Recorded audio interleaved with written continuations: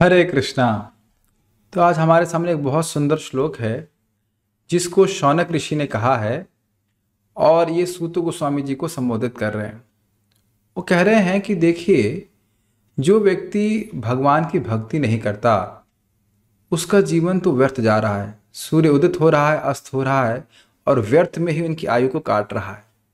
तो कोई व्यक्ति कहे कि अरे, लेकिन बहुत से लोग बहुत लंबा जीवन जीते हैं, आप ऐसे कैसे कह रहे हो कि आयु उनकी व्यर्थ जा रही है। तो उसके ऊपर शौनक ऋषि कहते हैं, तरवह किम न जीवंती भस्रा किम न श्वसन्ति उतः न खादन्ति न मेहन्ति किम ग्रामे पशवो परे। तरवह किम न जीवंती, क्या तरु यानी पेड़ बहुत लंबा नहीं जीते? तो क्या यही बहुत जीवन का लाभ है? अर्थात जो लोग भगवान का नाम उच्चारण नहीं कर रहे, भगवान की कथा नहीं सुनते, तो उनके जीवन का बस यही लाभ है कि वो लंबा जी लिए जैसे कि पेड़। और अब देख लेते हैं कि बहुत बड़े लंबे पेड़ होते हैं, 5-5 हजार साल जी लेते हैं, कोई कोई पेड़ 3 हजार साल के हैं। तो उनका प्रयोजन क्या हुआ बताइए? बस यही ना कि वो लंबा जी लिए, तो अर्थात कोई विशेष लाभ नहीं हुआ। तो कोई कह सकता है कि अरे भाई, ये पेड़ जीते हैं मानते हैं, लेकिन देखिए पेड़ निम्न है क्योंकि वह सांस नहीं लेते हुए दिखते हैं। तो कह रहे हैं भस्रः किम ना श्वसन्ति उतः। इसके ऊपर भी आगे बताया गया है कि भाई पेड़ जीते हैं तो पेड़ जीते हैं, ये इस प्रकार से कोई व्यक्ति पेड़ लंबा जी रहा है तो क्या हुआ? उसका जीवन हुआ, कोई व्यर्थ नहीं जीवन हुआ, कोई विशेष प्रयोजन नहीं हुआ। तो कह रहे हैं वो सांस नहीं लेते। तो कह रहे हैं धौंकनी, ये जो धौंकनी है ये अग्नि को प्रज्वलित करती है जिसमें लोहा पिघलाया जाता है।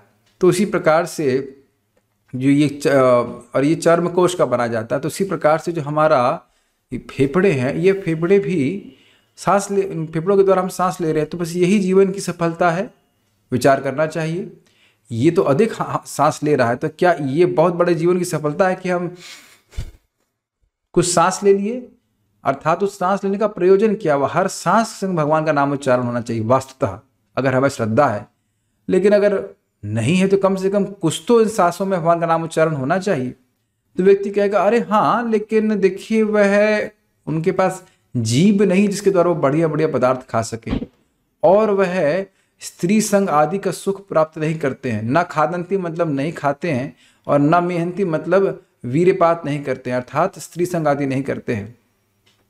तो शौनक ऋषि कहते हैं कि भाई ये काम तो किम ग्रामे पशवो, क्या गांव का पशु नहीं करता है? गांव का पशु भी अपने बच्चे उत्पन्न करता है। पशुओं के भी बच्चे होते हैं जिनसे वो उतना ही प्रेम करते हैं जैसा कि जगत के लोग। तो ये खाना खाना और ये बच्चे पैदा करना, कि यही मानव जीवन का बहुत बड़ा लाभ हुआ? तो उत्तर है कि नहीं। बल्कि आप देखेंगे कि जितने चाव से यहाँ लोग चाउमीन खा रहे हैं, उतने ही चाव से गाय, या बल्कि उससे अधिक चाव से गाय घास खाती है। तो आप समझ सकते हैं कि खाने का सुख हो या स्त्री संगादि का सुख हो, यह सब इंसानों और जानवरों में बराबर है। उसको बोला भी गया है, विषय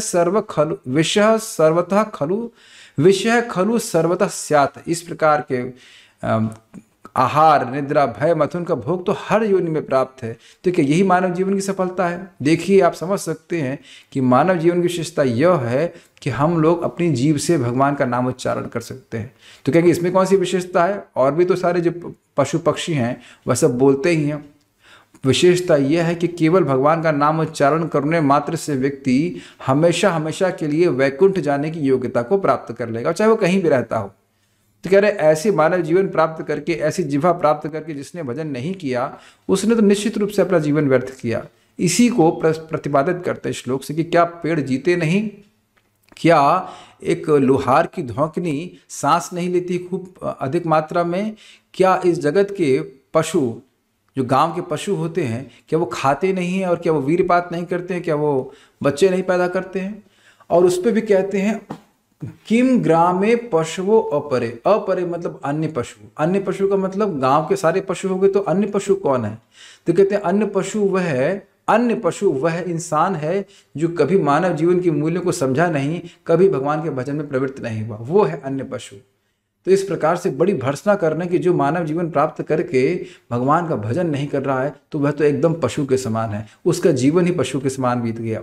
अब विचार करना चाहिए कि देखिए, हम सभी लोग इसी प्रकार से अज्ञान में पैदा होते हैं, एक पशु की तरह ही पैदा होते हैं। तो प्रश्न उठाना चाहिए कि ठीक है, मेरा जन्म पशु की तरह हुआ, तो क्या अब मैं बाध्य हूं कि मैं पशु की तरह ही मर जाऊं, अपने जीवन की मूल्यों को बिल्कुल सोचो नहीं, भगवान का बिना भजन किए मर जाऊं? ये विचार हमें करना चाहिए। ये बहुत बड़ा मौका है इंसान के जीवन में, हम भगवान का भजन करके केवल इस जीव को हिला करके उनका नाम उच्चारण करके हम वैकुंठ जा सकते हैं, और हमेशा हमेशा के लिए जा सकते नहीं, चले जाएंगे, और हमेशा हमेशा के लिए इस जगत से जो दुख का घर है उससे हम बच जाएंगे। तो बुद्धिमान व्यक्ति को इस पेड़ की तरह नहीं खड़े रहना चाहिए, और अपनी सांसों को केवल धौंकनी की तरह नहीं चलाना चाहिए, और ना ही केवल खाने पीने में लगा रहना चाहिए या बच्चे पैदा करने में लगना चाहिए, अपितु उसको अपने मनुष्य जीवन का उपयोग अधिक से अधिक भगवान का नामोच्चारण, भगवान की कथा, भगवान का यश गाने में लगाना चाहिए। तो उसके लिए बड़े बड़े मन योग से करना चाहिए हरे कृष्ण मंत्र को। हरे कृष्णा।